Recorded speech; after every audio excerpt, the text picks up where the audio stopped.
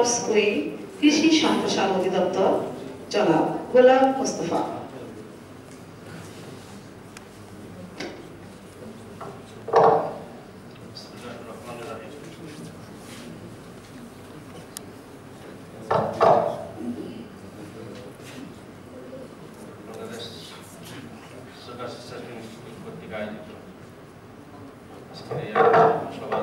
সম্মানিত সভাপতি doctor Khalilur Rahman, director general sugar research institute, সম্মানিত প্রধান অতিথি, কৃষিবিদদের অহংকার এবং সর্বজন শ্রদ্ধেয় ব্যক্তিত্ব ডক্টর মতলুবুর রহমান স্যার,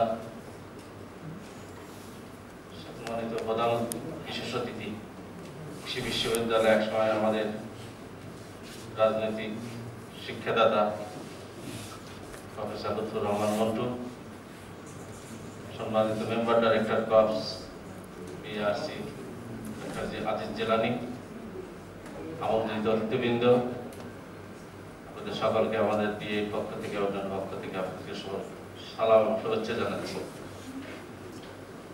আজকের এই অনুষ্ঠানে ছোট্ট দুটি কথা বলা আমার জন্য খুব জরুরি। সেটা হচ্ছে সুগার ক্যাশ রিসার্চ ইনস্টিটিউট যে অর্জন সেটা কিন্তু কম না।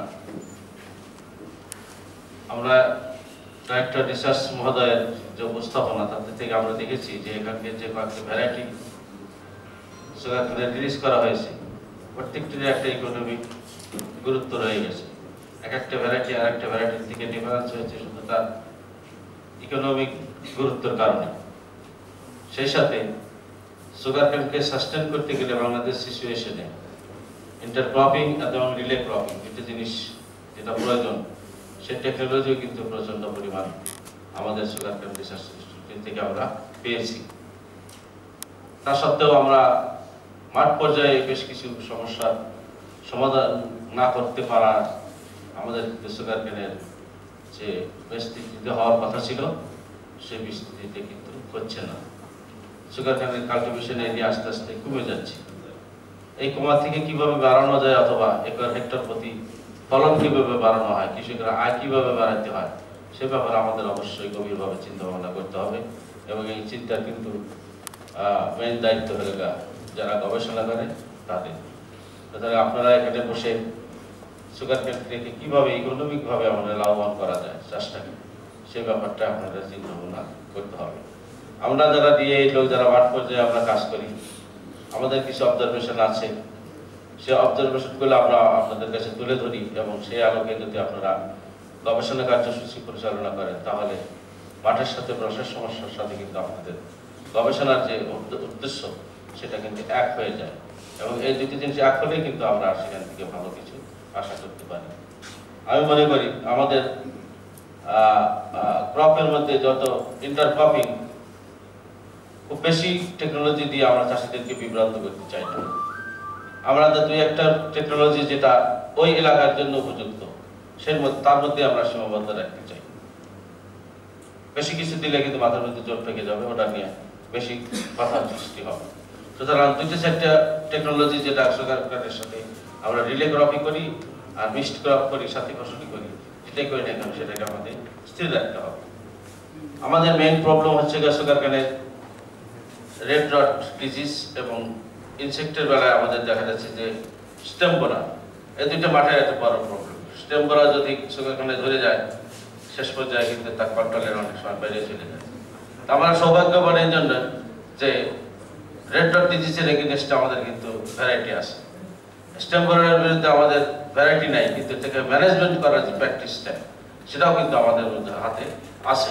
আমাদের রিসার্চ ইনস্টিটিউট সেটা আমাদেরকে দিতে সক্ষম হয়েছে। সুতরাং এই যে স্টেম রট ডিজিজের যে ভ্যারাইটিগুলো, সেই ভ্যারাইটিগুলোকে আমাদেরকে জোর দিয়ে মাঠ পর্যায়ে আমাদের বিশেষ করে গুড় এলাকার জন্য কিন্তু সেটাকে জোর দিতে হবে। আমাদের উৎপাদন যদি কিছুটা আমাদের ছেড়েও দিতে হয়, কিন্তু আমাদের রেজিস্ট্যান্স ভ্যারাইটির দিকে আমাদের যেতে হবে। কারণ আমাদের কৃষকরা কিন্তু সুগার ম্যানেজমেন্টের অনেক সময় তারা অনীহা প্রকাশ করে এবং এই কাজটা খুব সহজও নয়। সুগার কেনের মধ্যে যে হাঁটা, তার ম্যানেজমেন্ট করা, এটা কষ্টসাধ্য, শ্রমসাধ্য। সুতরাং কৃষক ভাইরা কিন্তু এটাকে অ্যাভয়েড করতে চায়, যে গাছ লাগাইছে আমরা কেটে নিয়ে আসবো, আর মাঝে খুব একটা বেশি যেতে তারা চায় না কষ্টের কারণে। সুতরাং আমাদের টেকনোলজি কিন্তু সেভাবে দিতে হবে যাতে করে রেজিস্ট্যান্সের দিকে আমাদের যেতে হবে। সুতরাং আমাদের সিলেক্টেড করে যে সমস্ত ভ্যারাইটিগুলো আমাদের স্টেম রড রেজিস্ট্যান্স, সেই ভ্যারাইটিগুলো আমাদের মাঠ পর্যায়ে দূর এলাকার জন্য যেখানে কম যত্ন নেয়, মিল এলাকার জন্য, মিলের জন্য যারা আমাদের লোক আছে তারা টেকনোলজি দিয়ে সাহায্য করে, কিন্তু দূর এলাকার জন্য কিন্তু আমাদের ওই ধরনের টেকনোলজি আমাদের প্র্যাকটিস আমরা করতে পারছি না আপাতত। সুতরাং আমাদের টেকনোলজিটা ওই রকমই হবে যেন আমরা রেজিস্ট্যান্স ভ্যারাইটির দিকে যেতে পারি। সেই সাথে রেজিস্ট্যান্স ভ্যারাইটি দিলে দিতে হবে না, আমাদের রেজিস্ট্যান্স ভ্যারাইটি দিতে হলে আমরা জানি যে সুগার কর্পোরেশন সুগারের যে জেনেটিক্যাল যে ব্যবস্থাপনা তাতে কিন্তু তার রেজিস্ট্যান্স খুব তাড়াতাড়ি ভেঙে যায়। এই জন্য কি করতে হবে, আমাদের সিড সার্টিফিকেশনে দিতে হবে। একই রকমের সিড বছর পর বছর ফার্মার রাখা সিড না গিয়ে আমাদের সিড প্রোডাকশনের জন্য কিছু কন্ট্যাক্ট করার মাধ্যমে সিড প্রোডাকশন করে সেই সিডটা যেন চাষিরা কিনে ব্যবহার করতে পারে, সেই ম্যানেজমেন্টের দিকে আমাদের যেতে হবে। তাহলে হবে কি, এই যে সুগার রট ডিজিজের যে রেজিস্ট্যান্স আছে, সেই রেজিস্ট্যান্সের গুণাবলী থাকা অবস্থায় আমরা যে সিডটা ব্যবহার করতে পারি, তাহলে কিন্তু আমরা সুপরিচিত করবো। এই জন্য সিড সার্টিফিকেশনের দিকে আমাদের যেতে হবে, যাতে করে আমরা ভালো জাতের সিড আমরা পেতে পারি। তৃতীয়ত একটা জিনিস যেটা আছে সেটা হচ্ছে আমাদের এই কাজগুলো করতে হলে দেখেন সুগার কেন রিসার্চ ইনস্টিটিউট কি টেকনোলজি ডেভেলপ করছে, সে টেকনোলজি ব্যবহার করছে কি মিল জোনে করতেছে হচ্ছে মিল জোন মিলের যারা কর্তৃপক্ষ আছে তারা ব্যবহার করছে, আর নন মিল জোন যেখানে আছে যেখানে গুড় উৎপাদনের জন্য বিশেষ করে সেখানে ব্যবহার সেই টেকনোলজিতে স্প্রেড করছে হলো ডিএই। সুতরাং ডিএই সুগার মিল কর্পোরেশনের যে সংস্থা আছে সেটা সুগার মিলগুলো এবং রিসার্চ এই তিনটা অর্গানাইজেশনই কিন্তু পাশাপাশি বসে কাজ করতে হবে। এককভাবে কেউ সফল হবে হতে পারবো না।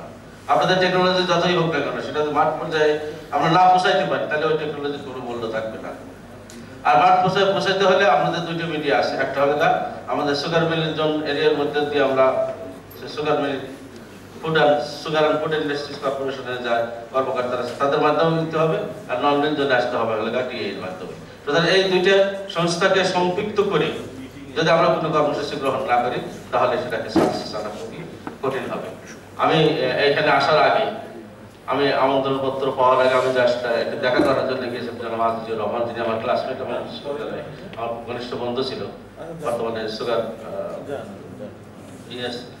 এফআইসি হচ্ছে ডাইরেক্টর হিসেবে যিনি কর্মরত আছেন।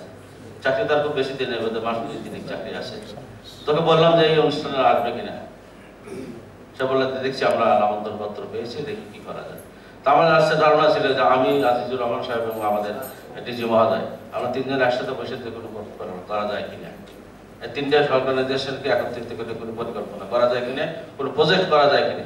আমাদের ডিএইতে এবং আমাদের কৃষি মন্ত্রণালয় অনেকগুলো অনেক মানে প্রজেক্ট আছে যার উইং 2-3টা রিসার্চ ইনস্টিটিউশন আছে, এসআরডিআই আছে, বিএডিসি আছে, তারপরে ডিএই আছে, 4-5টা অর্গানাইজেশন মিলে একটা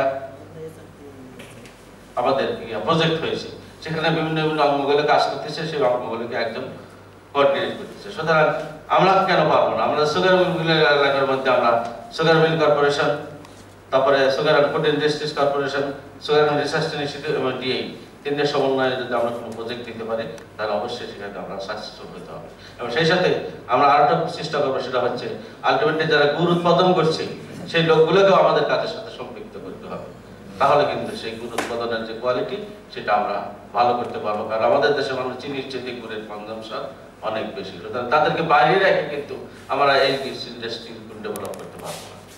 তো যাই হোক, এখানে সব পরিসরে আমাকে কথা বলতে হবে। আমরা চিন্তার প্রোডাক্টটা দিয়ে গেলাম। আমার মনে হয় আমার ইচ্ছা আছে যে 3টে কর্পোরেশন 3টে অর্গানাইজেশন একত্রিত করে যদি আমরা কাজ করতে পারি তাহলে আমাদের জন্য খুব ভালো হবে। আমি এই আহ্বান জানিয়ে আজ আপনারা যারা আমাকে আমন্ত্রণ করেছেন এবং এখানে কথা বলার সুযোগ দিয়েছেন তাদের সকলের প্রতি কৃতজ্ঞতা জানাই। বিশেষ করে কৃতজ্ঞতা জানাই আমাদের শ্রদ্ধেয় ডক্টর মতলুবুর রহমান স্যারদের।